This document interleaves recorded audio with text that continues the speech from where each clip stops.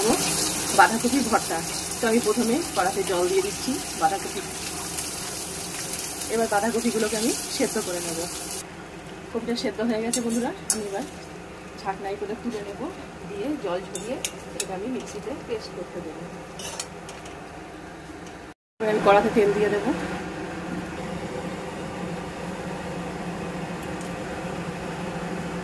শুকনো লঙ্কা আমি দিয়ে দিলাম ফোড়নে। এবার শুকনো লঙ্কাগুলো আমি আগে তুলে নেব, দিয়ে ভালো করে মাখিয়ে নেব।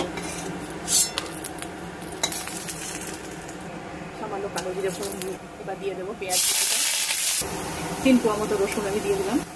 এবার একটা টমেটো কুচি দিয়ে দিলাম, দিয়ে দেবো সামান্য হলুদ, লঙ্কা গুঁড়ো।